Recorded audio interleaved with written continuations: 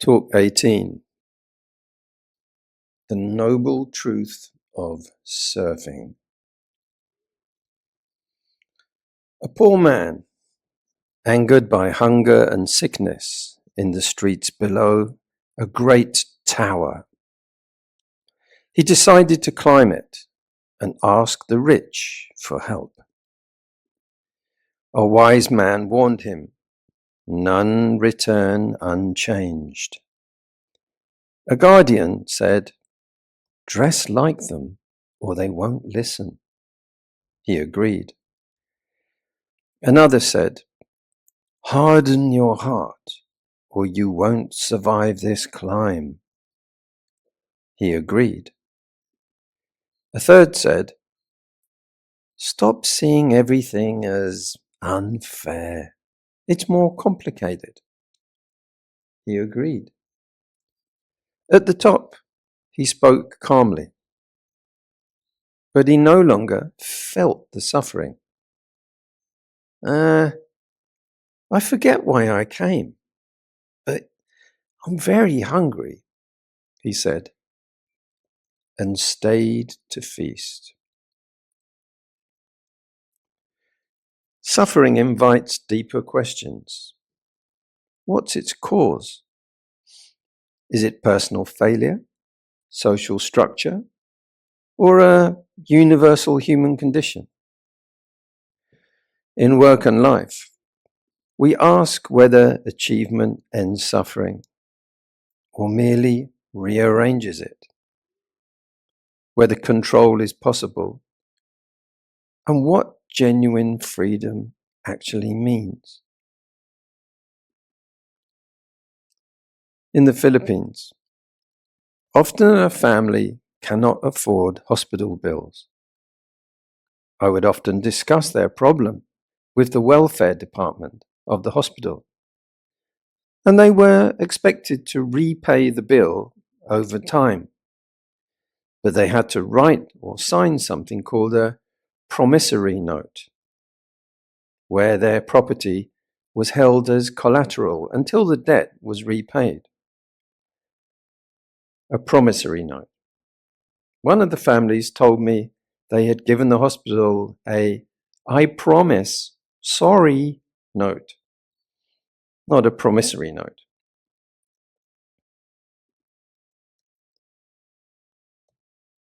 Suffering is an inevitable part of the human condition, often acting as a catalyst for growth, compassion, and resilience.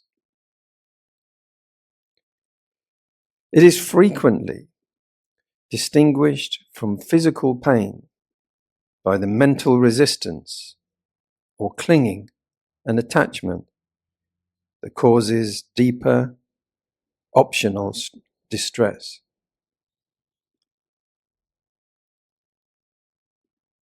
The handful of salt story. A man was angry about life's unfairness. Buddha asked him to put salt in a cup of water and drink it. Too salty.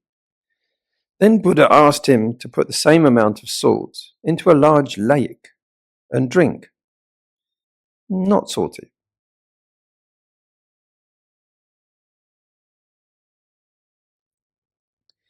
The lesson: expand your mind, the lake, so life's troubles, the salt, don't overpower you. Siddhartha, before becoming Buddha, saw an old man, a sick man, and a dead body, realizing that suffering, salt, is inevitable for everyone, which drove him to seek liberation of expanding his mind.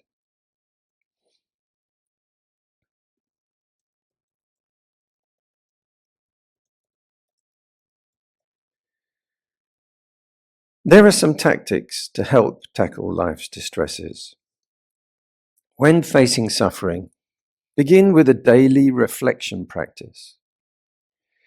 Set aside 5 to 10 minutes to ask, what caused stress today? What was in my control? What was not in my control? Next, break overwhelming problems into small, intentional steps. Focus on one clear action rather than the whole burden. Finally, use mindful breathing throughout the day.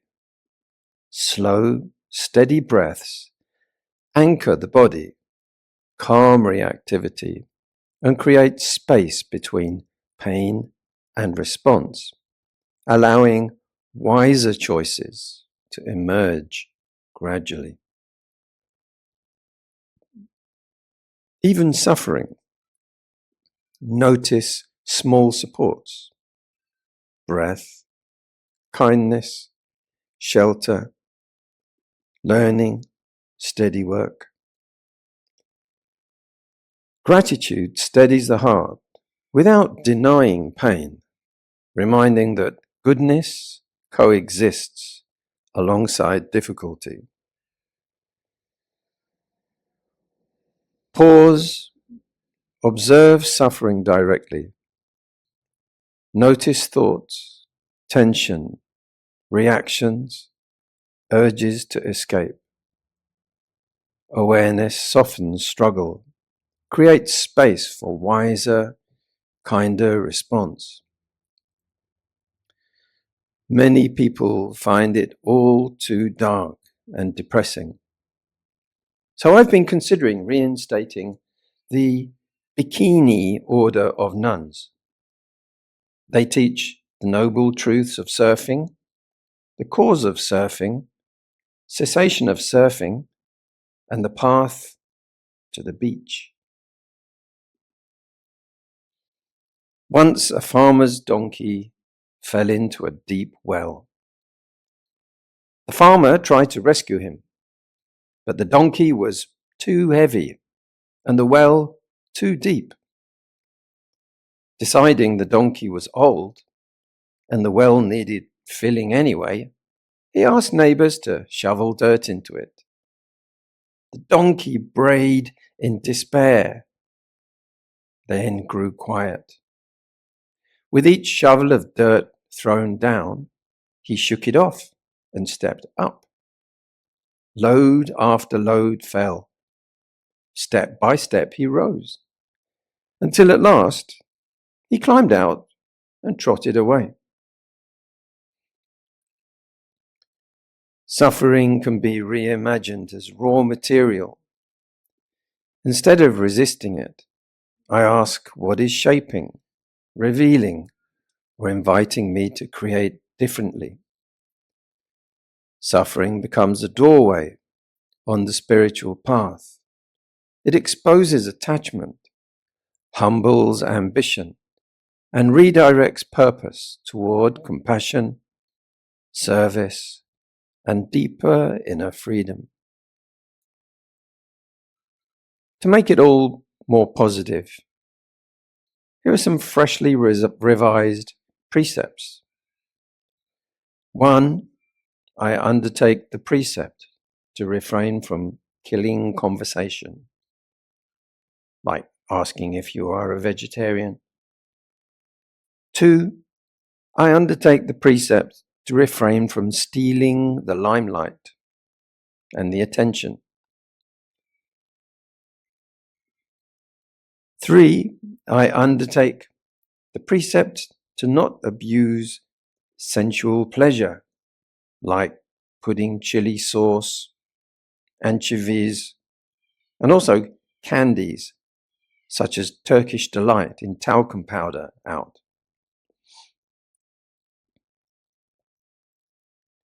4. I undertake the precept to refrain from smug speech, such as incomprehensible ancient languages that only I know. And fifthly, I undertake the precept to refrain from intoxicating self-righteousness and moralizing people who drink 3-in-1 instant coffee.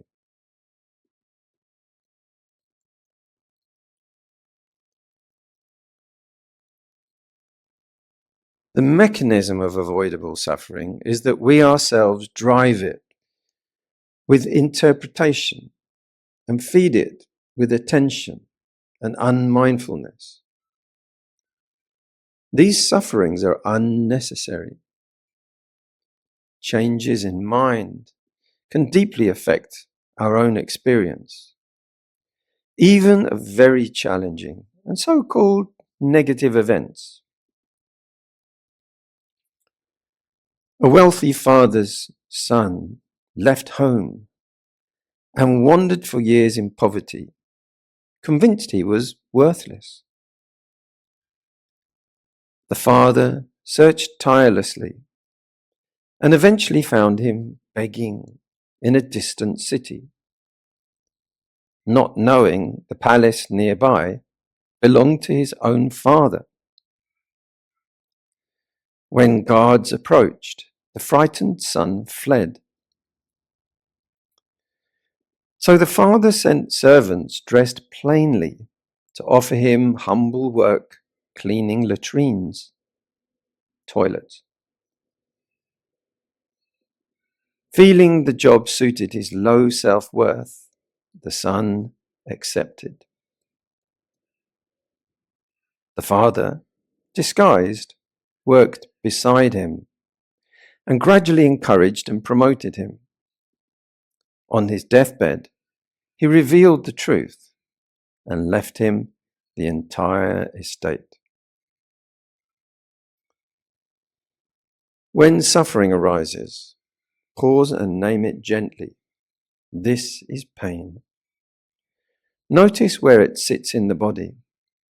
Breathe steadily into that area without trying to fix it. Reflect on impermanence. This feeling is changing. Ask, what is being clung to right now? Loosen the grip slightly. Practice compassion by remembering others experience similar struggles. Take one wholesome action, a kind word, a helpful task, a moment of generosity. Return daily to ethical living, meditation, and wise reflection to steadily reduce the root of suffering.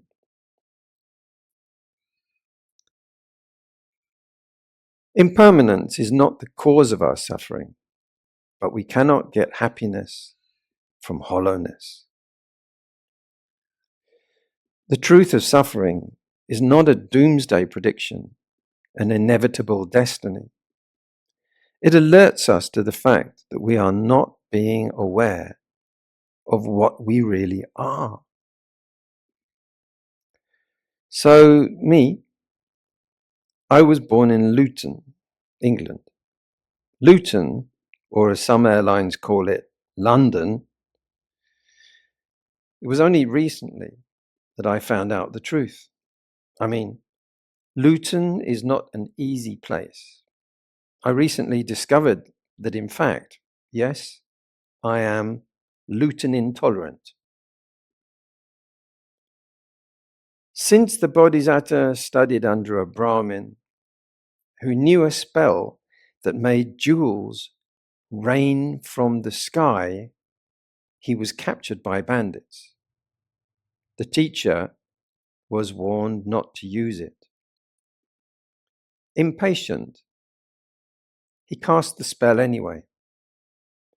Treasure fell from the sky. Greed followed. Rival thieves slaughtered one another over the riches. At last, only two remained. One killed the other, and then, celebrating, died from poisoned porridge. When the Bodhisattva returned, he found two corpses and treasure scattered all around.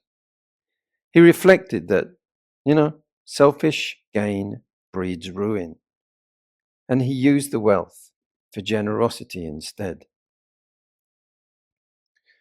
When you think about destiny or fate, do you feel passive or responsible? Where might belief in it was meant to be excuse greed or harmful choices. Notice how craving shapes outcomes. Does suffering arise from fate or from attachment, intention, and actions? 3 dinosaurs found a magic lamp. They rubbed it, and a dino genie appeared. 3 wishes, 1 each, it said. Okay. The first dinosaur, he asked for a big, juicy piece of meat. Instantly, the largest steak he'd ever seen appeared. Schlop. Wow. The second, not to be outdone, wished for a shower of meat. Down it rained in slabs. Slop, slop, slop, slop, slop, slop. The third, determined to outdo them both, shouted, I want a meteor shower. Meteor. The rest, as they say, is extinction history. Reflecting on the truths of suffering is not morbid. Rather, it is a way to stop life being lived on autopilot and to live more intentionally, fully in the present. Understanding suffering's mechanism is key to opening your mind and heart. Remove beliefs blocking joy. Sometimes, actually, strange connections are at play. We have to discover our life purpose to unlock them. Working in London as a stagehand, I was offered work at the Millennium Dome, preparing for the year 2000 opening. I was working with a fun person called Jeff Blake. Jeff told me he had a family connection directly back to William Blake, who was his great-grandfather, the mystic, artist, and poet. I really enjoyed his company. Another artist had composed the music for the opening show, one of my heroes, Peter Gabriel. The sound echoed around me and Jeff all day long for months. One day, I looked on the Dome's website. It said Peter Gabriel had written the music inspired by 2 things. One, the DNA chromosome links of families and generations through eras. 2, the poetry and work of William Blake.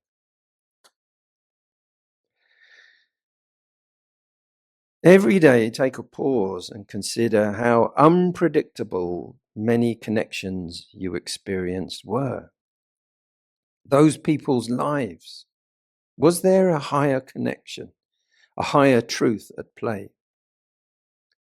Every day, note that Devas and Bodhisattvas are always guiding us, assisting us, listening to us. Every day, take time to listen and connect to your higher purpose. Every day, practice letting go. Letting go of too much fear-based reasoning, not enough divine intuition.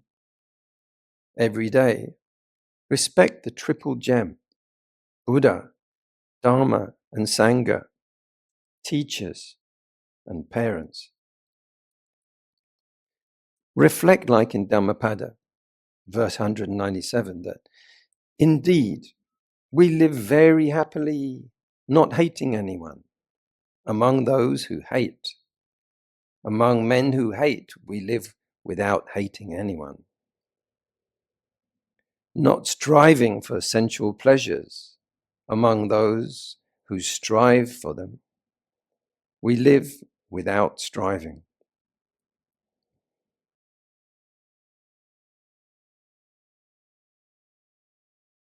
A student is on one side of a raging river. There are no bridges. He has no boat. He shouts out to the master on the opposite bank, "Master, how do I get to the other side?" The master shouts back, "You are already on the other side."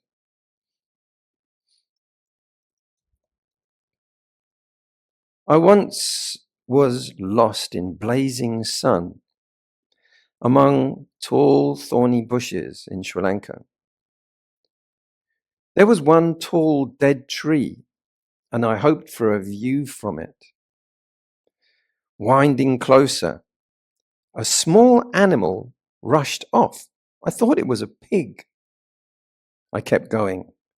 Then a large elephant, alarmed, crashed away into the bushes. I reached the tree. Flattened dry grass circled it, a baby elephant's resting place. I had walked straight into that baby elephant and the mother's home. Suffering was not in the jungle. It was in my blindness and restless ambition. Where does suffering truly arise? In changing conditions, or in our insistence they stay the same? With so many losses and uncertainties, what steadies the heart?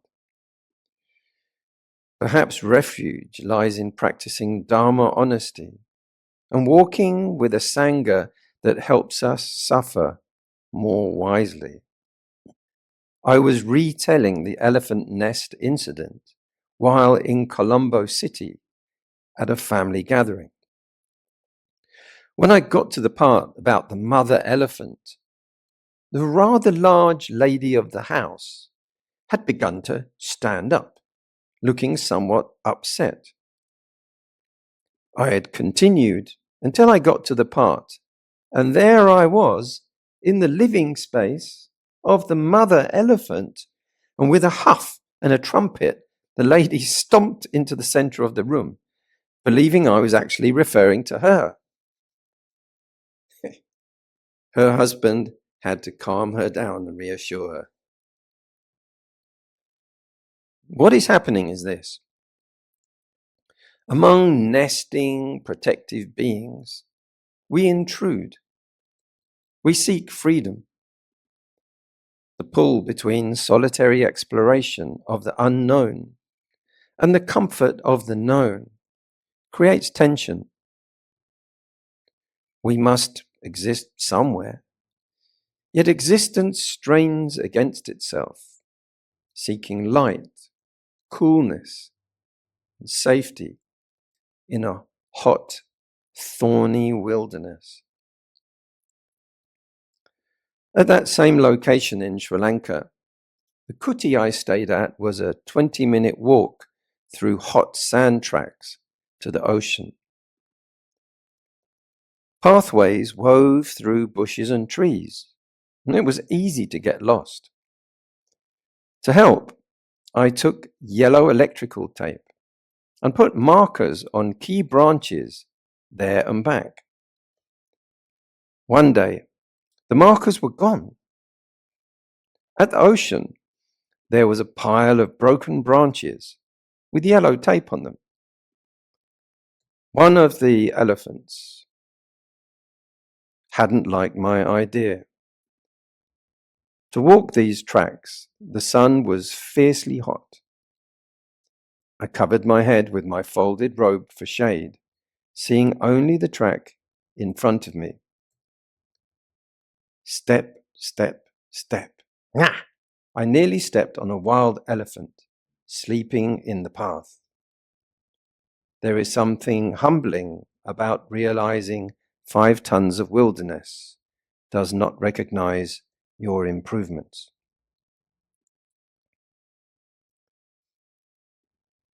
Try to pause daily for 5 quiet minutes. Notice where you are marking paths adding tape to branches, expecting the wilderness to cooperate. Walk gently. Look ahead, but not so far you forget the ground beneath you. Take 3 slow breaths before acting.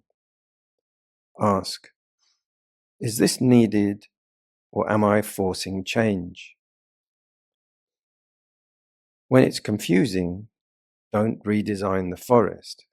Take one careful step on the track in front of you. Respect the tuskers and the elders. Others have walked here for generations. Suffering grows in haste and assumption. It softens in awareness, patience, and steady, deliberate steps.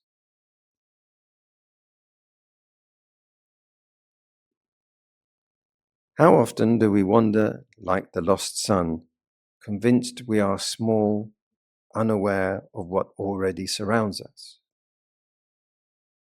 How often do we mark our paths, assuming the ground is empty and ours to claim? Perhaps suffering begins in not seeing where we truly stand. As a teenager, I sneaked into tunnels beneath the school. Deep below was a room with a naughty smoking table and an old black and white photo on it.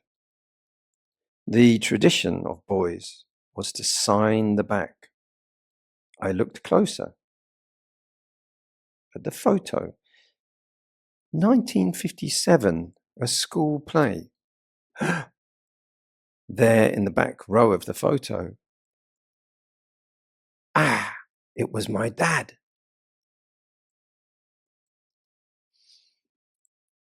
Suffering is like a tightening knot. We can pull harder and make it worse. We can ignore it and let it happen. Or we can loosen it slowly, strand by strand. Suffering is like a fire. We can feed it, we can fear it, or we can understand what gives it fuel. Suffering is like carrying a heavy bowl of water. The tighter we grip, the more it spills. The steadier the hands, the calmer the surface. Suffering is quicksand. Stillness steadies. Struggling sinks. Gentle, steady movements bring release. Of course, as monks we get showered with food. There is a great danger of politely agreeing to it all. Most of my beloved and kind-hearted Theravada teachers were very round and overweight.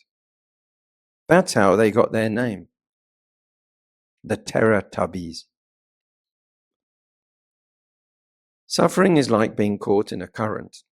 The more we thrash, the more exhausted we become. The more we fight the water, the stronger it feels. Grip too tightly, and balance is lost. Panic feeds the force against us. But when we stop struggling, float, and move with understanding, the current loses its power. What seemed overpowering was intensified by resistance. How does it work? Notice how our behavior has been affecting the suffering here. There are patterns behind it. It's one of the ways suffering increases suffering.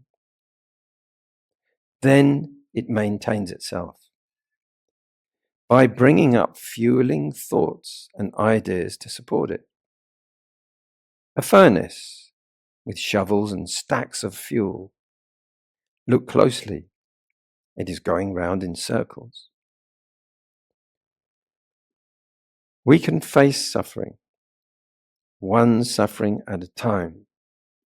We like to ignore suffering's existence. It is coming soon. The more we wake up and accept suffering's truth, less escape, less avoiding, the better. Get real. By accepting reality, we can learn to solve problems.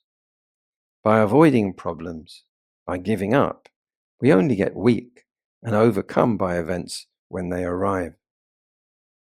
We can master the ocean of samsara by experience through mindfully learning to be in life joyfully. Remember this noble truth. Yes, all life has avoidable suffering, but that the art of life is surfing, the noble truth of surfing. Let go, let it be, don't attach to it. Suffering comes in waves. We like to ignore suffering's existence. It is coming soon. The more we wake up and accept suffering's truth, less escape, less avoiding, the better. Get real. By confronting the waves of reality, we can learn to ride them. By scrambling sideways, we crash. By falling asleep on the beach, we only get weak and tumbled by events when they roll in endlessly. Because things change, growth is possible. Because people shift, relationships stay alive. Because nothing fully satisfies, we are freed from endless chasing. Suffering grows from clinging to control and permanence. When we expect movement instead of stability, life becomes workable, not threatening. So I'd like to end this talk with wishing you well. My gratitude and appreciation for your kind attention. May many of you attain the peace of Nibbana and be free from all avoidable suffering and harm. May you all be peaceful, happy, safe, and well.